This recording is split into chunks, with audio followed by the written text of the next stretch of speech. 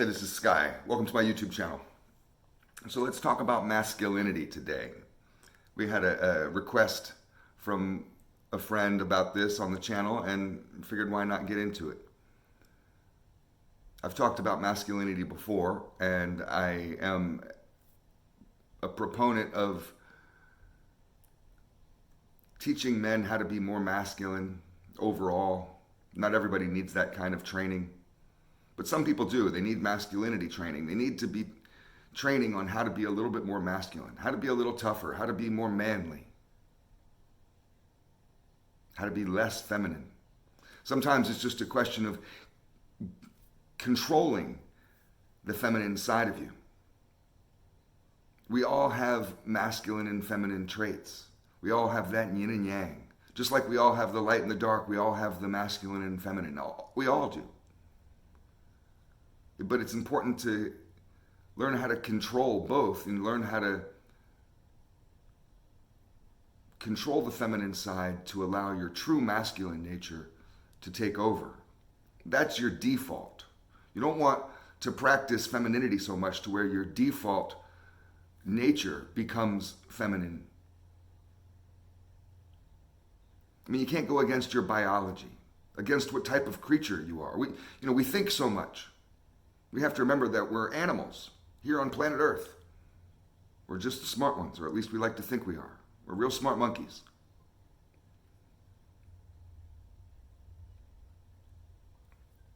The male creature in our species has certain traits, masculine dominant traits. The female creature has certain feminine traits. Now, it goes both ways. There's masculine and feminine traits in women, just like in men. And the mix of masculinity to femininity, the ratio of masculinity to femininity, to see which one you really are more of, it varies amongst everyone. You put 10 guys in a room, every single one of them is going to have a different level, if you could calculate it numerically, a different percentage of masculinity to femininity. Some guys are real masculine, some guys are a little less.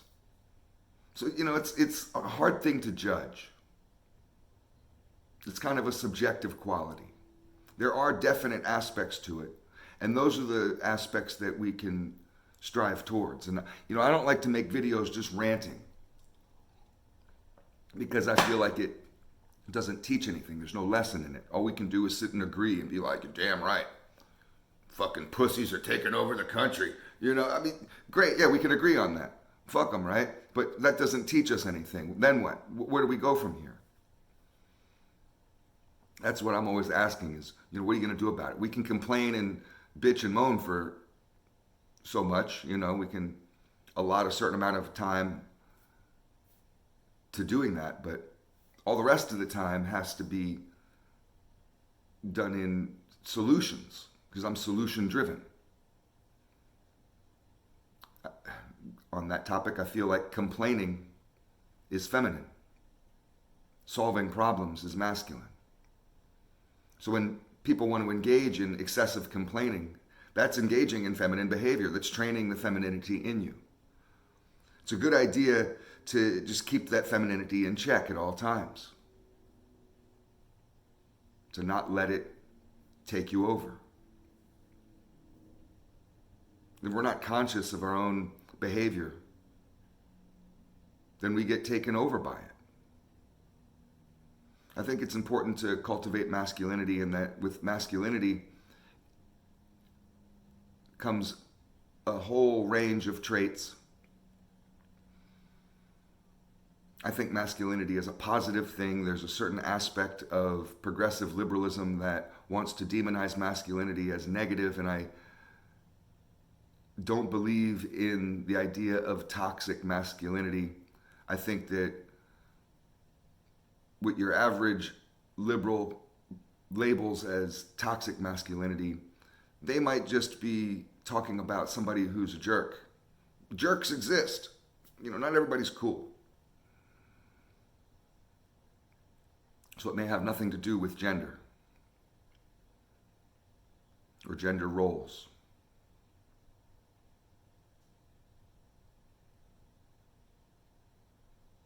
I think that stoicism is an important trait of masculinity.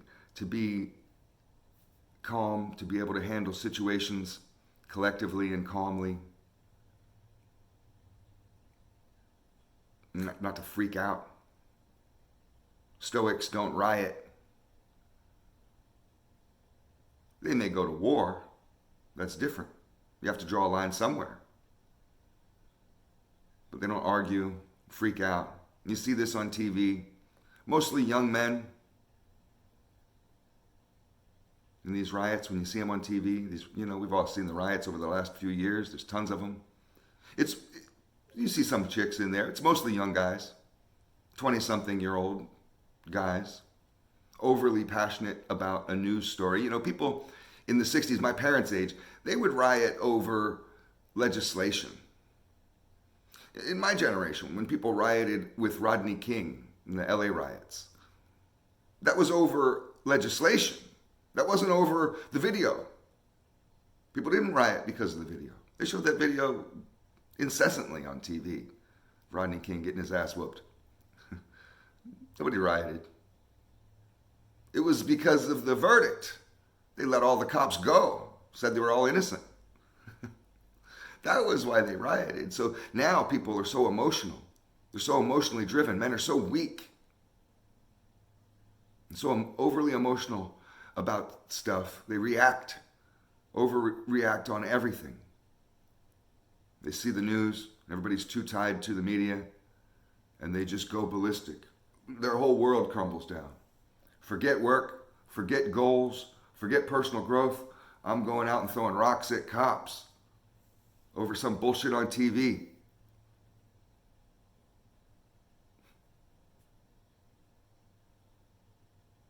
It's just the idea of being out of control emotionally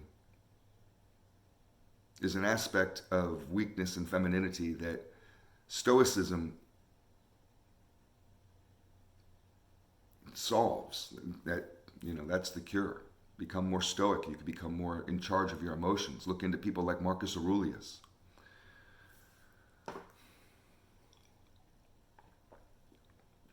You can just practice basic shit.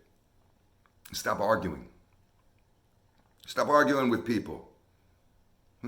Waste your time arguing with motherfuckers about what? So you can prove your point? So you can convince motherfuckers how right you are? That's just your ego. Why would you care if somebody thinks you're right or not? Fuck them. You have your agenda.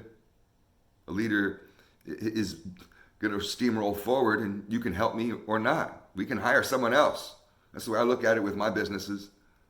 This is what's happening. Here's the agenda.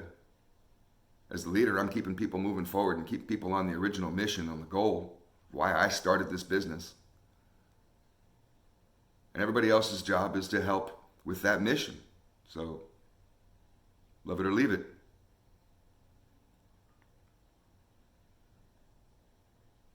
But don't waste your time arguing with people, with anyone, about anything. You can have discussions. Don't ever get into throwing stones. You don't have to explain yourself to people. Stop explaining yourself. Stop feeling the need, the insecurity to explain your actions or your thoughts or why you're this way or that way, why you live your life in a certain way. There's all kinds of positive traits of masculinity. It take hours to go through them. But, physical strength. Be physically intimidating. That's an aspect of masculinity. Physical masculinity is a thing. Some of it's genetic. But even if you're only 5 feet tall, known guys, little Italian motherfuckers, they're all real short. Masculine as fuck. So it's not physical stature, it's attitude. But you want to be in good physical shape. I don't care how big or small you are. Get in good shape. If you're fat and sloppy or skinny and weak, if you're out of shape in one way or the other, that's not masculine. That's considered, in my book, feminine. And, that's an area you need to get on top of. It's a positive thing to be in good shape. to show masculinity in that way. To be a dominant male of your species, like a big fucking silverback. You don't want to be no pussy gorilla. You want to be the tough one, where people are like, ooh, look at that one. Look at that motherfucker. Oh, that one's huge. That one looks crazy. That's what you want to be.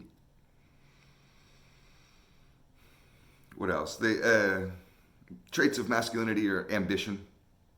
Masculine men are ambitious men, driven towards success, driven towards personal growth, driven towards the betterment of not only themselves, but of the people around them. That's why they better themselves. They don't just better themselves so they can be the best, so they can pose in the mirror and read books aloud to themselves and then pat themselves on the back for doing it. They want to be able to educate their family, be able to lead their family, guide their family, help their family in all possible ways, be wise enough to help their family, wise like Gandalf, strong like the Hulk. You know, you want to be all these things to your family. If you got to work on yourself to do that, and you got to be able to be strong enough and smart enough to help others. Nobody wants help from a stupid weakling. You know, masculine men are attractive. Not just physically to women, which, you know, if you're looking for dating advice, work on your masculinity, on various traits of masculinity, and you will become more attractive to the opposite sex. Women like masculine men. But men like masculine men too, and I'm not talking about sexual attraction or anything gay or anything. I'm talking about just leadership, alpha qualities. Alpha males are typically masculine because it's attractive, and it's a leadership quality that people will get behind. It's hard for a weak, feminine man to be a strong leader. It's hard to find examples of that. It's hard to find, even if it's a woman, and if a woman is going to be a leader, she has to display a certain amount of masculinity in order to be a leader, in order to be hard enough, strong enough, to be able to rise to a fight. And that strength, coupled with compassion and understanding,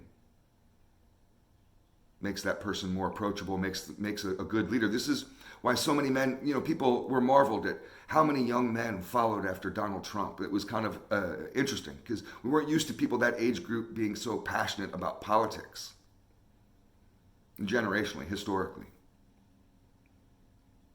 And waves of young men followed behind Donald Trump, and people were trying to figure out intellectually, well, why is this happening? And it was because he presented himself as with a certain brand of masculinity, which is very attractive when it comes to leadership qualities. So whatever side of politics you fall on, it doesn't matter. Masculinity is an attractive quality, and it's necessary for leadership. You know, I don't want this video to go too long, but I wanted to go through some issues or some traits that we could point out to help people identify how to become better, how to become stronger, how to work on their masculinity. I think it's a good thing. We got to talk briefly about raising your kids, and that's where it feels like that some of this is getting to be a social justice attack, because it feels like that we're creating a generation of pussies, of weak little sissy kids. And I don't like seeing that shit. It disgusts me to see weak men raising weak children. And I know a few, I'm not going to call them out, but apples don't fall far from the tree. And a lot of times when we see that, my son is turning into a pussy, well, you need to look in the mirror because you're probably a pussy too. Be more of a goddamn role model. We could all work on that. Be living role models for others, living examples for others. And, the more of us that are bonded together with this mission, the more positive role models that the younger generation will be able to see, because that's what they're looking for. Young men are looking desperately around for role models to emulate. This is one of the ways that our species learns, is by copying. So be somebody worth copying. Everywhere you go, hold your head high, your chest out, your shoulders back. I don't care if you're just walking from the store to the car. Some kid is watching you. Be that motherfucker's role model. You could change someone's life in that little brief moment. And that little kid is desperate for somebody, some image of manhood, and he sees you and he's like, that's what I'm gonna be like. I'm gonna be like that guy. Be that guy. Thanks for watching.